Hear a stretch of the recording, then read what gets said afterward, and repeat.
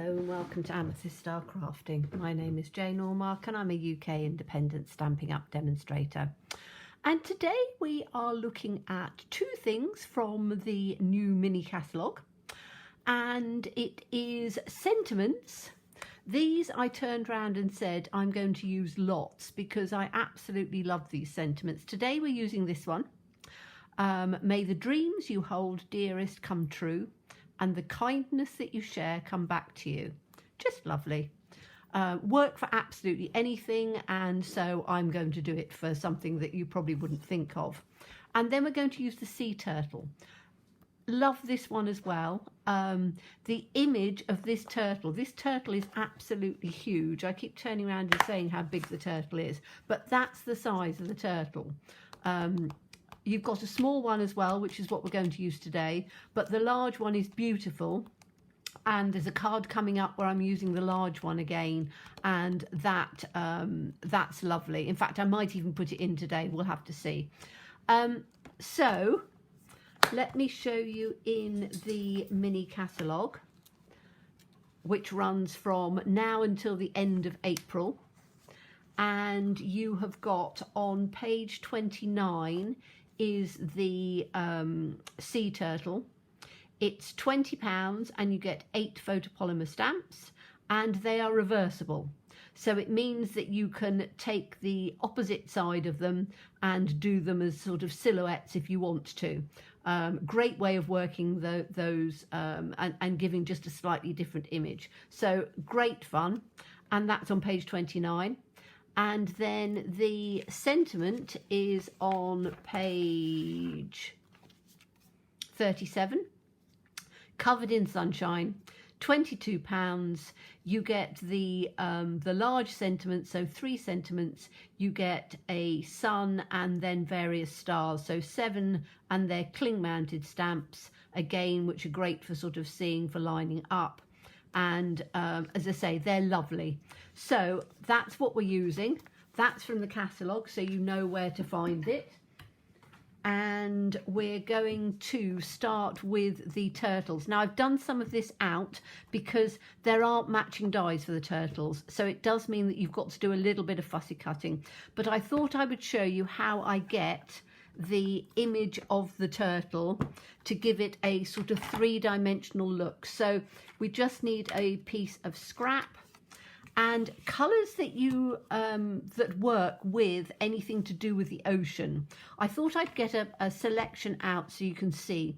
So we're using Starry Sky and Coastal Cabana today, but other colours that work: Tahitian Tide, Mint Macaron, Soft Succulent, because yes, they are greeny greens, but they go with the blues, if you see what I mean. You've got the Orchid Oasis. Again, they will tone in with your bluey greens of the sea. You've got Pool Party, which again, if you look on here, they will tone in quite nicely, giving you more bluey greens. That's a bright blue. Take this one in. You can see how you can mix and match all of your colours. If I put those sort of together, it gives you an idea how you can put colours together to make your seas and things more 3-dimensional, 6-dimensional, giving you more sort of tones and things that work together. So because we are doing, I have taken a piece of sea, rough sort of sea designer series paper. This is from the, get it out so you can see. This is from the Enjoy the Journey. I've shown you this before. It's got all sorts of lovely things in. That's the piece we're using. So that colour is Coastal Cabana. So I need to use Coastal Cabana in there. And then I have used, for the background of this and for the this sentiment, I have used, and I will show you, I've already done it for you. So I've stamped it out in the Starry Sky, and then I've just done a tiny mat of Starry Sky. There is a hexagonal die that you can use. I just fussy cut it out because it's quite easy to just cut along each one of those lines and to give you your shape. So those are the colours I'm using. So I want to tone those colours together. So, and you wouldn't automatically think of those together, but when we come to do the sea part, we're using other colours to pull in to give that sort of depth of sea. So to just start it off, I've got a base or a mat of the Starry Sky. Then I've got a 1/4 of an inch mat smaller in just basic white. Then I've got the DSP, which is a 1/4 inch smaller, and then I've got that to go in the center. Okay, so you can see how those colors will pull in because that's the outside, and this color will pull in with this because we're going to tone some of those in.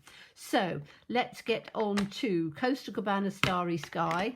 These colors, I have used a lot of them in the other elements that we are using. So to start off with, what you need to do is you need to color your image in the lightest of the colors. So this is our Coastal Cabana, and then I take a sponge dauber because it's the easiest way to do it, and with the sponge dauber you are just going to go round the outside, so you don't want to do it too intensely because you want to leave as much of the colour in on there, but just around the outside because it gives that definition. So out on the outside on here, the larger one shows up more because obviously it's a bigger image, and then because the shell goes round, you want to just do round on here to give the shell, and you want to just do round on the tops of the legs so that you've got the bottom of the shell coming in. Otherwise the shell isn't a circular shell, it goes into the legs unless you've brought it round. Okay, so that's the colouring that we need to do, and then you can huff it if you want to. We're just going to stamp it on here. And you can see you've got this lovely tones going on. So you've got beautiful different tones on there. And then all you need to do is to fussy cut it out. So I think we'll probably use this one. So I've done another one, but I did that with the Tahitian Tide. And I think that this will go in better. So I always, when I'm fussy cutting, I cut a little piece out because it makes it easier. And then you just work your way round. I quite enjoy fussy cutting. I tend to do it when I'm sitting watching the television, or, you know, quite often there's things on the television that you don't need to overly watch. No, that sounds bizarre, but, you know, I find that when I'm watching the television, sometimes there'll be things on and I listen to it, and then when there's an exciting bit, I can sort of stop and pay attention. But quite often I do find I have it on more for background noise in the evening than anything else. I would sort of sit, and I don't tend to craft in the evening because my craft room is in the back of my house, which is in what I call the family room. And because it's got the most light, I've got patio doors on the back, which take up sort of the back end of the house, so you have light coming in from there. And I also have a lantern light, which is like just a big sort of light in the roof, because it's an extension, and that lets light in as well. So, and I've got my light on, so it makes it better for lighting. So in the evening when it's dark, I've only then got the light on, and I don't find it, I like to have as much natural light as I can. So, and also it's not as warm a room as my front room. My front room, I've got a wood burning stove. So I can have the wood burning stove on, I can have the central heating on. It's a slightly smaller room, so it's cozier and it's better in the evening, and that's where I have my television. So I can have that there. Right, he's cut out. So now let me show you some of the other elements that I've done. So I can show you, this was the other turtle that I did. So this turtle has been done in the Tahitian Tide and the Starry Sky. So the shell is more Tahitian Tide, but because we're using this background, I think that this will work better because it'll tone in nicely. If I want to have it stand out some more, I might use that one. So I'm not turning around and counteracting it completely. And then, as I said, I've done a star in Tahitian Tide. I've done a star in Starry Sky. I've done some of the little seashells in the mint macaron and the soft succulent. These ones are done in Coastal Cabana. So you can see I've got lots of different, this one's done in Orchid Oasis. That one I think is another Starry Sky. So you can see I've got all sorts of colours going on because I want to pull them all in together. So we can start putting some of these pieces together to see, but what I wanted to do was to add a little bit of extra interest on here. So there is these lovely little swimming fish, and I thought that they would look quite nice. I could use this large sort of pebbly sea foamy part, but I don't want to distract from the paper too much on this one, so I'm not going to.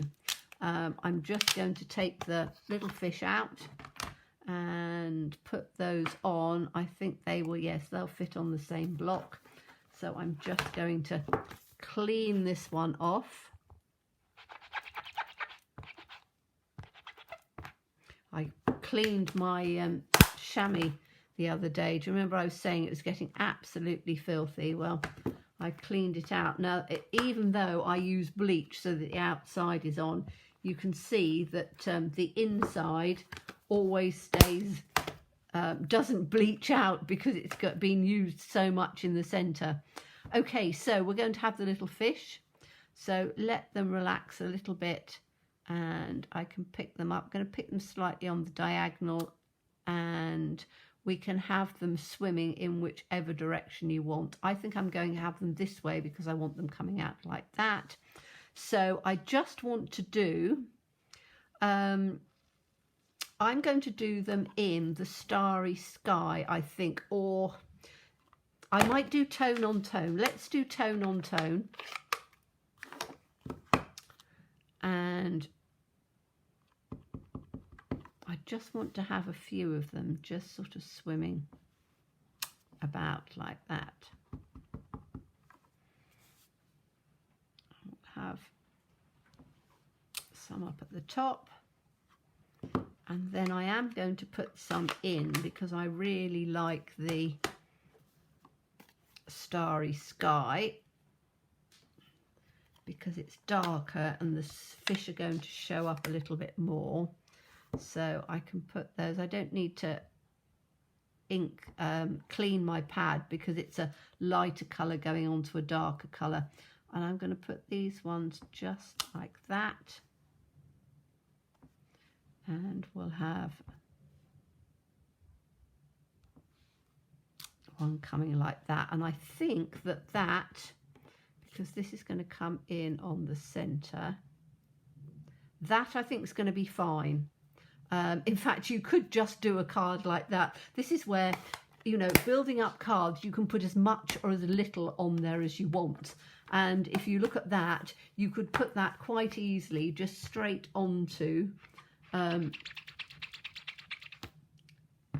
your mat and layer it up, and you've got all of that going on, and you don't necessarily even need any more. Just going to put those out of the way. So let me show you on here. We're going to have this coming in on here to just give that extra matte, and the white, that in on here. And you could have this just straight in like that, and that would make a really pretty simple one layer card. I'm not, because I want to have, you know, more going on than that, but it is something that would work quite well. So let's start just putting this together. Now, as you know, I do normally cut things out of my base. I'm not today on this one because I'm wanting to put it together. But as I've always said, with your mats and things, cut as much as you want out of it. Now, because I didn't have a die, if I'd had a die, I would have cut those out of the center. Because I didn't have a die, I didn't cut that out of the center, because obviously it's more difficult to cut it out. You could cut a large rectangle and then cut it from there, but as I say, I don't always follow what I keep telling you. You know, again, it's that sort of thing that you have. Now, we wanted them swimming this way, didn't we? So I'm just going to put that in on the center like that. And then we're going to have this one is going to go in on the center. And this is where we're going to get some dimensionals out, because we want to have some layering and things going on so that it looks really pretty. And so let's take our standards, let's take our minis, because that's all we're going to need on those. And then I'm going to put this one in on the center, so we'll have some standards in on here. And I'm not putting too many on because I want to be able to tuck some bits and pieces in. I quite like tucking little bits in on the side sometimes. So this one is just going to come in on here like that. So let's pop him in on the center-ish, about like that. That's perfect. Now we can have a look and see, do we want this one or do we want this one? Now you see this tones in probably almost too much. I quite like that because that stands out a bit more. So we're going to put the turtle in on first, because I want the turtle in first, and the turtle's going to go in on minis. So we can have a large or a standard in on the center of the body, and then, as I've done before, it's quite good to just put the little ones in on the side, so you can see those. Whoops. I love the fact that these are hexagonal, so it means that you can just tuck them in, and they work so well because it means that your little pieces really stick down well, which is what you want. There we go. So that's this one. We'll put him on first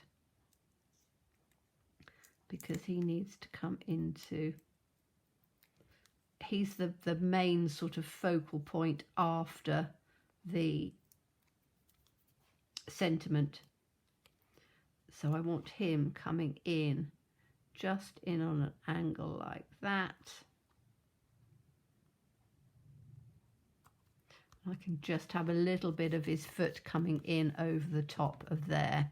Okay, so now I'm just going to, this is where I am going to put pieces on first before I turn around and decide how I'm going to put them on, because then I can see.